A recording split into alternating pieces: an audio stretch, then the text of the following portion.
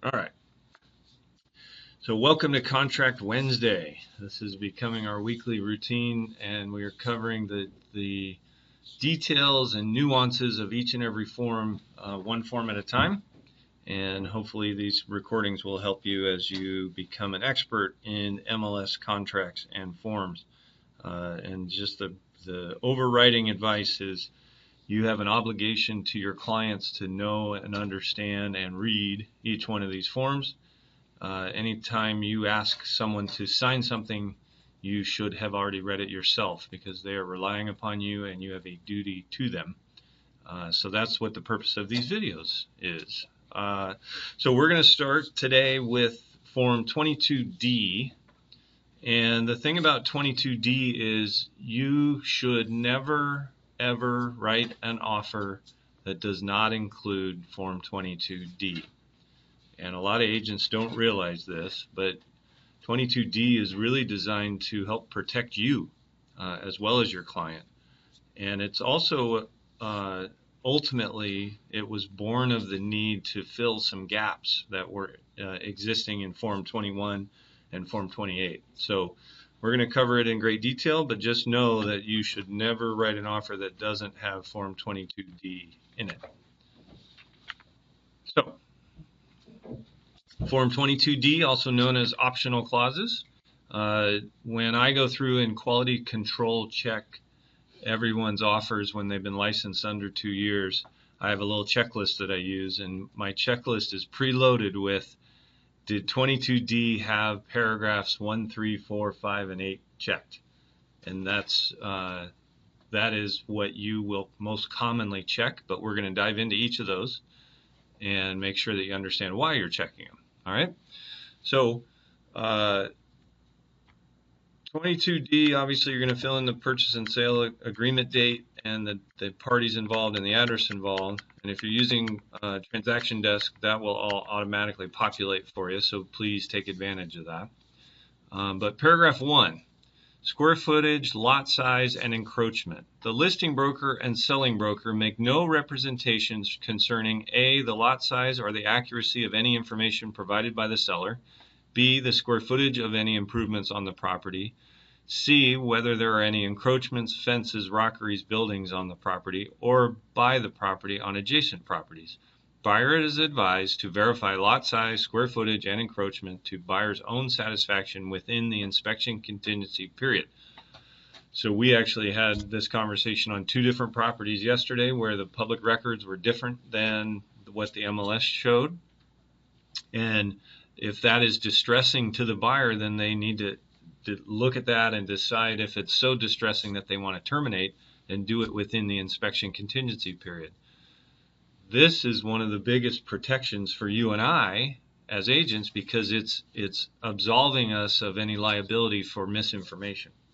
And that's a good thing because back in the day, buyers were suing agents when they bought something that was not the size they thought it was.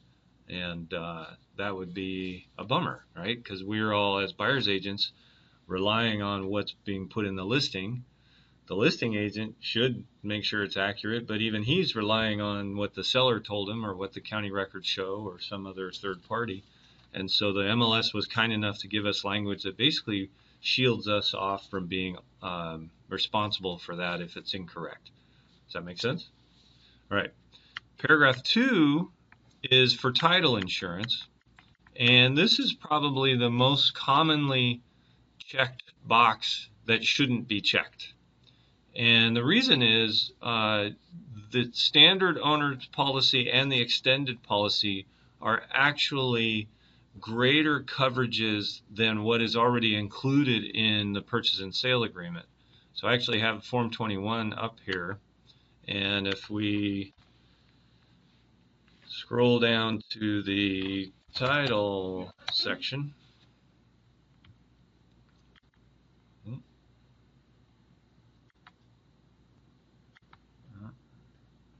right here, paragraph E, condition of title insurance. Or sorry, title insurance, not condition. Seller authorizes buyer's lender or closing agent at seller's expense to apply for the then current Alta form of homeowner's policy of title insurance for 1 to 4 family residences from the title insurance company. That's the title policy that you need. That's the title policy that generates a prelim, identifies all the encumbrances and liens, and insures the buyer from anything that's incorrect or encroaching. So when you go back to 22D and you say, well, we just want the standard one, that actually is a higher level of insurance, and we will do a training on insurance policies and the differences, but that is more costly to the seller. Because remember, it says seller authorizes buyer's lender at seller's expense. Well, you just made your offer a little bit weaker because you just increased the costs of your transaction to that seller. And so if you're competing with other offers and those other offers have not checked this box, then your offer could be deemed weaker. So now, does this mean you never check them? No, of course it's not never, but it needs to be, it's because your buyer is really, really wanting to get a survey done or really, really wanting the extended coverage. And that can happen. You know, sometimes buyers have conversations with people in the industry, and those people in the industry scare them into, oh, make sure whatever you do, if you buy a property, you get that survey done, right? If that happens, then you should mark extended, right? But absent of that, you leave those blank and just rely on the title paragraph E in Form 21. I'm still confused. Here it says authorize buyer's lender. How about cash offer? Cash buyers don't always get title insurance. So what should we do for cash buyer? Get a title insurance. It's buyer's lender or closing agent. So if you're cash, you don't have a lender, the closing agent will order it. So it's Right. still covered. Yeah, so you would, if you write a cash offer, you get mutual acceptance, you send it to escrow. I would send it also to Next Title and say, hey, my client is buying this with all cash, but he wants to get a title insurance policy. Here's the purchase and sale agreement. So that's my confusion. When they send, normally seller right now chooses the title and escrow company. Right. So when we send everything to escrow, is that automatically has a title insurance for cash buyer, or we have to do something different or separately? No, it won't automatically give you a title insurance policy. It will not. No, because the lender is going to be the one that orders it automatically, and you don't have a lender. So you have to take steps to make sure they get it. You can call escrow and say, hey, I just want to make sure you're going to order the title insurance because it's in the purchase and sale agreement. But they won't automatically do it. So you need to make that phone call, or you need to send it to the title company. So it costs money? Yeah. So who will pay that? See what it says? The seller.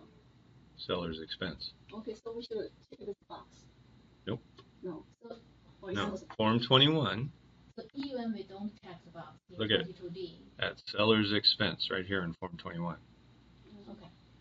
So I guess Doris and I was wondering if we don't check anything on 22D for cash buyer, we still have the right to ask the escrow to have the title insurance, Yes. and we don't need to buyer and seller acknowledge anything. They already did. Okay. It's in paragraph E right here. Okay. When the seller signs the Form 21, Yeah. he's authorizing Title insurance. the title insurance. So then we still have to send an email to escrow company. Right. To make sure. Make sure it gets ordered. Mhm. Escrow companies don't assume that cash buyers want title insurance. They know that every lender is going to require it. They won't close without it. So that's So what exactly title insurance do? title insurance protects the buyer from any issue relating to the boundaries of the property or the use of the property on into the future. So what they do is they take a snapshot of that building, that property, and everything leading up to it. They go back in history to the beginning of records for that property, and they go, is there anything relating to the use of this property? Then they produce a report, and the report includes everything that could be related to the use of that property. Deeds of trust, right? If the owner has a mortgage, easements, so Puget Power can come in and fix stuff, whatever, that'll all be on there. If they missed something, the insurance would come in place to protect the buyer, because the insurance company would be on the hook for having missed it. So that's from standard insurance policy. Correct. I'm glad I asked. I'm Yeah. going to send an email now. So we have like the email to escrow company. So okay, let's make sure you Yeah, just buy the home. my client wants the title policy. Yeah. Mhm. Right? Yeah. All right. Doing contracts now or Asia International? We are recording for contracts. We're on Form 22D, so come on in. We're on paragraph 3 of Form 22D. All right, so paragraph 3 is systems and appliances. Now, this is a provision that protects your client from if they fail between the time you put it under contract and the time you close. So let's just go through it. If a system or appliance, including but not limited to plumbing, heat, electrical, and all included items, becomes inoperative or malfunctions prior to closing, seller shall either repair or replace the same with a system or appliance of at least equal quality. Buyer reserves the right to reinspect the property within 5 days prior to closing to verify that seller has complied with this paragraph 3. Buyer and seller understand and agree that the listing broker and selling broker shall not be liable for the foregoing or seller's breach of this paragraph. So this puts an even bigger importance on the pre-closing walkthrough, because you inspected within a couple days of mutual, or in Janice's case, within a couple hours of mutual, right? And now it's 30 days later, or 20 or 45 or whatever. If the dishwasher failed in that interim, you won't know that until they've moved in.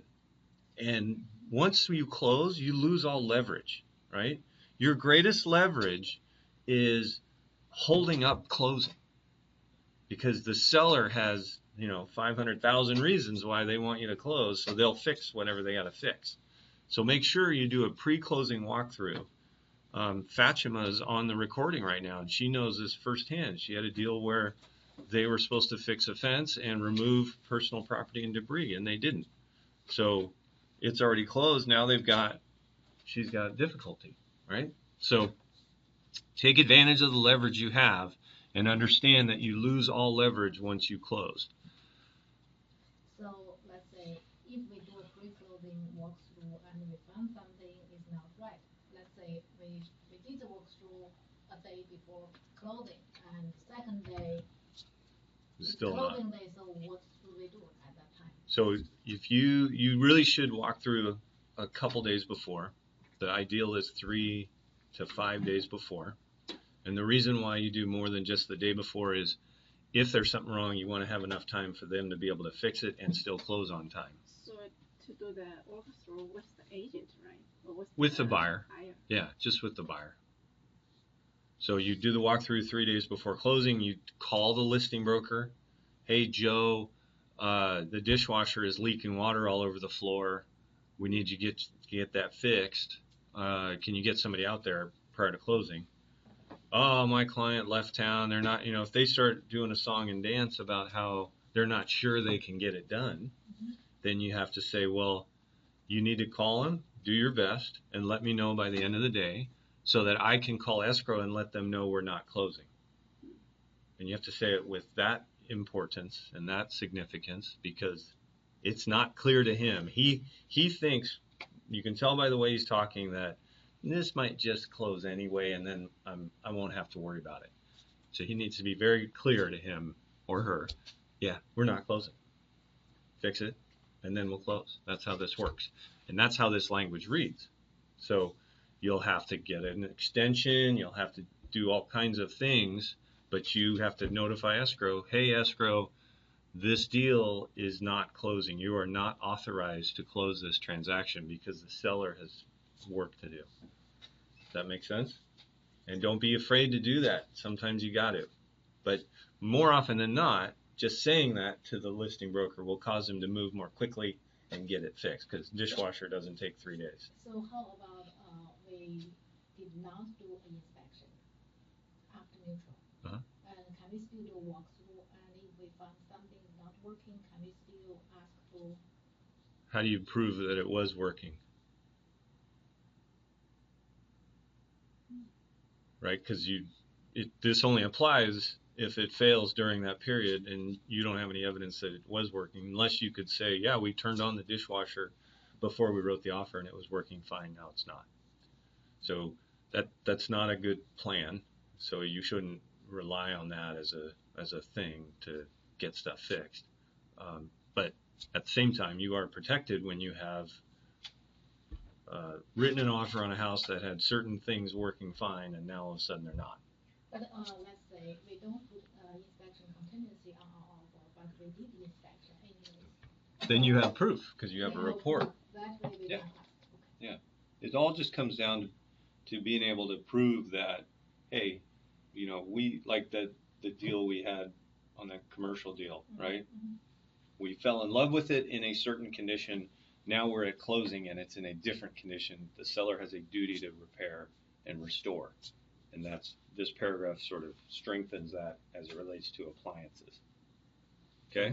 When you do a pre-inspection, can you still ask for things to be done since you've Sure. done a pre-inspection? It's Yeah. not like you can't, you just pre-inspect and decide if you want to Yeah. make an offer as is, or you can still ask for things. Yeah. It's just that we've already done it, so here's what we need. In a negotiation, you can always ask for anything you want. Like I could say, I want to buy your house, but I want you to throw in your 66 Mustang, right? I mean, I can make really weird and exotic requests.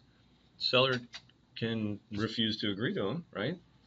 But if you pre-inspect, or if the seller provides an inspection, you can certainly write an offer that says, I want this stuff fixed, but understand that they're thinking they're going to get competing offers, and they're hoping that those inspections allow a competing offer to not include any sort of repairs. That's their mission. So, Question on the one about the walkthrough and they found something that they needed to repair and it's not gonna close unless you fix Right. it. Can you write an addendum at that point if it can't be fixed before closing and make sure that they do Absolutely. it after closing? no. I mean, can you? Sure. Should you? No. 'Cause then Fix you got- stuff after closing, you have no leverage. If they don't fix it, what are you going to do? You're going to sue them? Right, and then you got problems. Right. Your leverage is to hold up closing.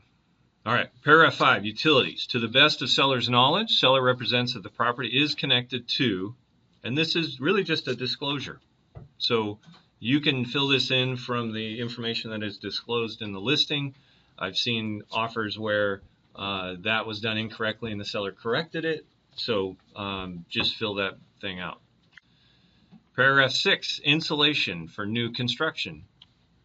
You typically aren't going to check this box because if it's new construction, the builder has his own addenda. But if you were writing on new construction, Federal Trade Commission regulations require the following to be filled in. If insulation has not yet been selected, FTC regulations require seller to furnish the buyer with the information below in writing as soon as available. So that is a disclosure, and it only applies to new construction. And like I said, you're more often going to be using a builder addendum. Paragraph 7. You only use this paragraph if there is leased property. So this would come into play like Puget Sound Energy had a program where they went around and they helped people upgrade their water heaters because the old-fashioned water heaters were very inefficient, and it was an effort to make the area more green, right, and more environmentally conscientious. So what they did is they replaced the old water heater with the new one and gave you a lease so that you didn't have to pay $1,200. You only had to pay $12 a month or whatever. The seller has to disclose if they have any leased equipment. So that could be water heaters, like I said, that could be satellite dishes, that could be alarm systems, I had a propane tank. propane tank, right? So this is where they would disclose it, and this also would give the buyer the right to review the lease and assume the lease or the seller has to prepay it and buy it out. So this only comes into play when the seller makes it known in the Form 17 that they have leased equipment. So how many of you read Form 17 in its entirety before writing your offers? All right. In the room here, 3 of 4 people put their hands up. And Doris wasn't paying attention, so I'm going to give her credit for doing it anyway. All right. So now remember, I said you're going to check boxes 1, 3, 4, 5, and 8. 8 only applies, though, if it's a homeowners association. This is the homeowners association review period. It's a really good paragraph for you because it gives you an additional contingency. So let's read it. If the property is subject to a homeowners association or any other association, then seller shall, at seller's expense, provide buyer a copy of the following documents if available from the association within blank days of mutual acceptance. Association rules and regulations, bylaws and CC&Rs, meeting minutes from the previous 2 years, board of director meeting minutes from the previous 6 months, financial statements from the previous 2 years, and a current operating budget. This is a resale certificate without the condo questionnaire, which is those first 3 to 4 pages. But remember how a resale cert has all the attachments? These are basically the attachments, right? So great information. It also allows your client to see what are the rules under which I'm going to be living if I close on this building, this house, or whatever. And do I want to live under those rules? They might not want to. So what happens if they don't like it? If buyer, in buyer's sole discretion, does not give notice of disapproval within blank days of receipt of the above documents or the date of the above documents are due, whichever's earlier, then this review period shall be conclusively be deemed satisfied, waived. If buyer gives timely notice, then this agreement shall terminate, earnest money refunded. So if you go with the 10-day window, you have 10 days to get these things and decide whether they're acceptable or not. This is a blank check contingency, just like the inspection. The inspection says you don't even have to do the inspection, but you can still terminate, right? This doesn't say you have to find something in these documents. This just says in the buyer's sole discretion. So you can get them, you can not get them, you can read them, you can not read them, but you can terminate within 10 days. If we put 3 days, but we did not get it within 3 days, what should we do? You either need to terminate if you're not client's thinking I changed my mind, or you need to circulate an addendum that extends this, which you can do, but you'd have to negotiate it, right? Hey, listing broker, you guys haven't given us any of it, or you've given us all of it, but not the minutes, and those are most important to my client. We need them, so here's an addendum that extends the review period. How long time for the buyer seller to order them from HOA? How long do you have to order them? I mean the seller. Or how long does it take? Does it take? Yeah, so depends on the association, but most of them will get them within 3 days. So Janice said, well, what if you put it for 3 days? I would only do that if they already had them. Like if it's, sometimes they'll attach them in the supplements in the listing, or I can call the listing broker and go, hey, we want to compress the HOA review period. Do you already have those documents? Yes, great. Then I'll just make it 2 days because we don't need a lot of time to read them or whatever, right? So let's say today's second day, Okay. and they say they just ordered with a rush service. Okay. I'm not sure whether I can get it tomorrow. Tomorrow is the third day. Okay. So should I just write email or text the listing agent and say when I'm expecting to get the resale cert? Do we need to circulate a addendum to extend? It's not called a resale cert, so don't use that term unless you are referring to a resale cert. This is not a resale cert. But if today's day 2 and they just ordered it today, I would circulate the addendum anyway. I wouldn't even ask the question because let's say they get it in a rush and you get it tomorrow. Your client deserves more than 4 hours to look at them, and these documents are going to be pretty thick. Covenants, conditions, and restrictions can be anywhere from 100 to 300 pages. 3 days there their.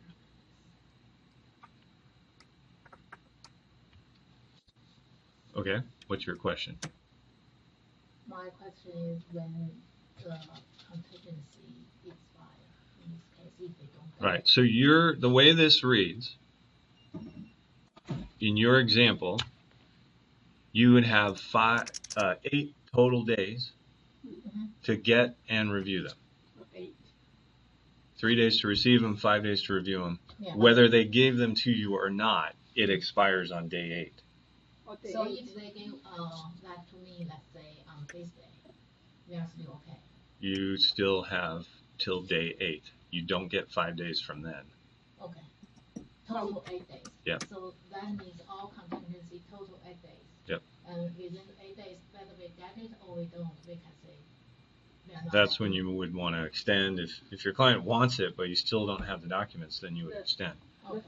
5 days start when you receive the certificate. The 5 days period start. When Or what if you don't receive it? Mhm. It's whichever is earlier, right? 5 days of receipt of the documents or the date that they are due, whichever is earlier. So if they were due on day 3 in Janice's example, but they gave them on day 5, your 5 days started on day 3. That's why 8 doesn't change. Mhm. 8 only changes to go lower if they deliver it on day 1 or 2. Then you would only have 6 or 7 days. So this is a really powerful contingency, but because it's one that just flat expires without anyone having to do anything, you just want to be very aware of it. Manage it. If we don't do anything, it means we are okay. Right. You don't have to waive it. You just are silent, and that tells them you're okay. And the other thing that I always make sure people notice in this is it says if available. Right? Sellers shall, at seller's expense, provide a copy of the following documents if available from the association. So all they have to do is say, yeah, we couldn't get it. I mean, that's weak language. It doesn't say, unless they get a letter from the association that says these documents are unavailable. It just says if available. So that's why you got to really pay attention to it, mark your calendar, and make sure that you're shepherding it along and encouraging them, hey, where is it? Where is it? When can I get it?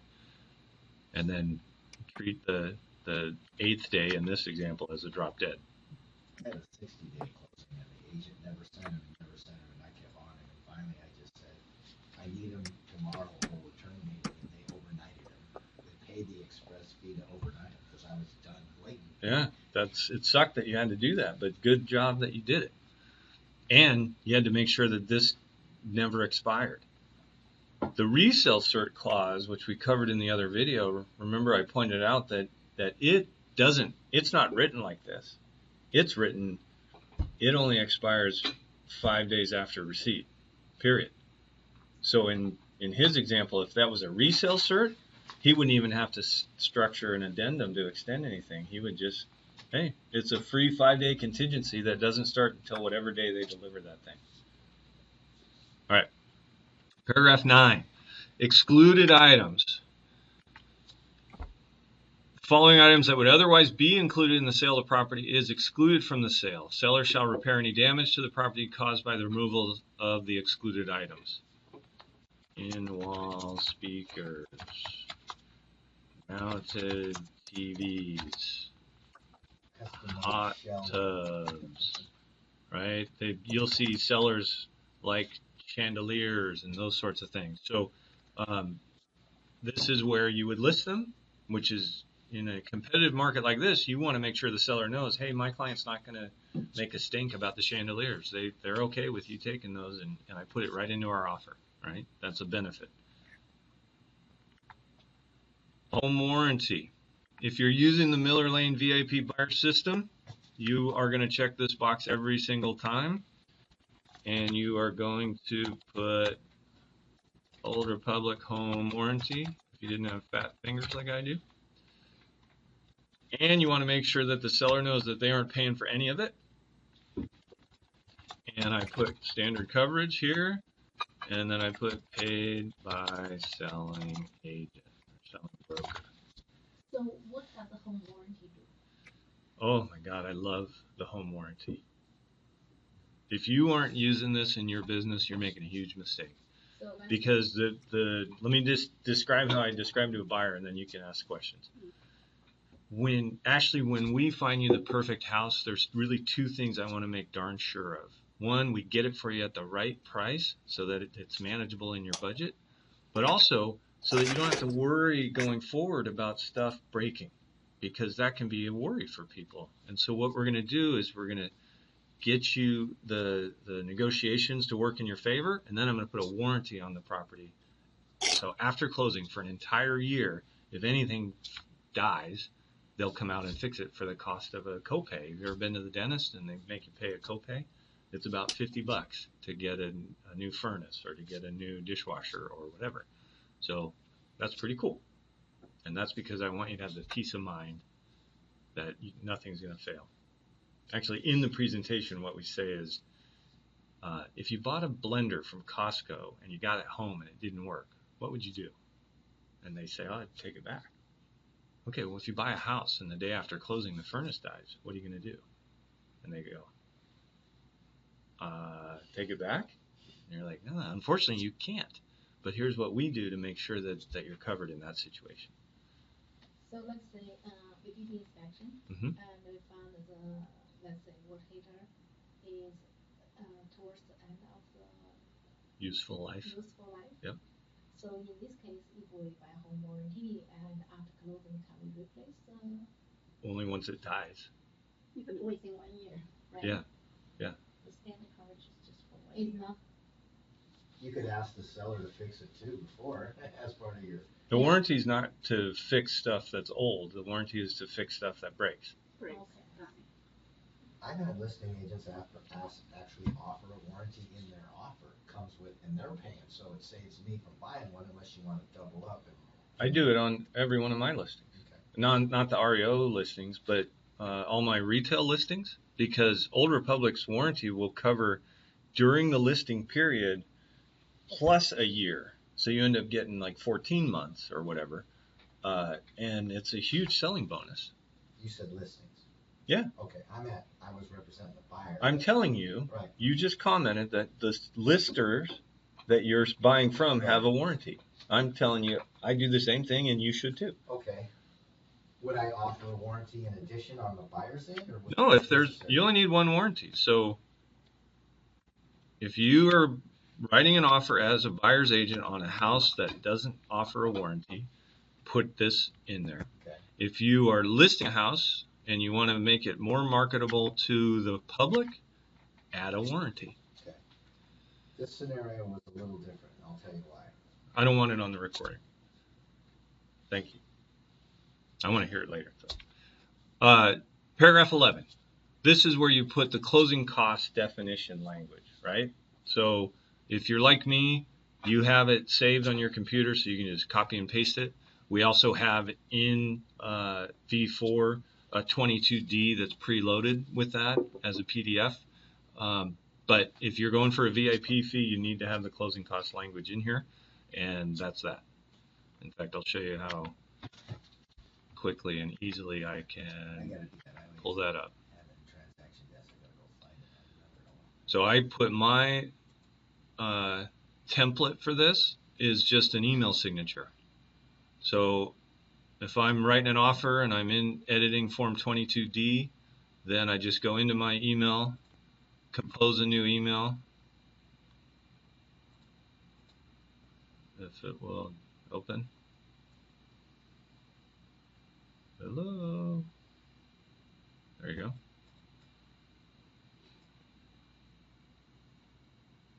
And I go into canned responses. All right, try. Jeez, ew.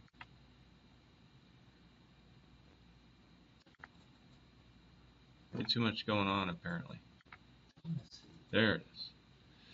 Canned response.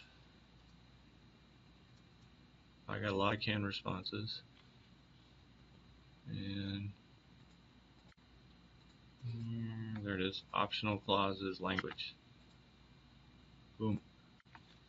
My cursor was in the wrong place, but I can take that and I can go over here and I can do this. So if my email were already open, that would have been a lot faster, but that's how long it takes. All right? So where did you save this? Where did I save what? You see all those notes. These notes right here? We call it can. It's a canned response in email. I don't see that. You're doing that. This little, God, my mouse is like freaking out. This little thing, you go here to canned responses, and I have a bunch of them, one of which is called optional clauses language. How did you say that? We'll do a video on that. All right, so any questions on 22D before I shut off the video? No? All right, then I will. Have a great day. Remember, write your contracts, but read them. Don't let anyone sign anything without you having read it first, and have a great day.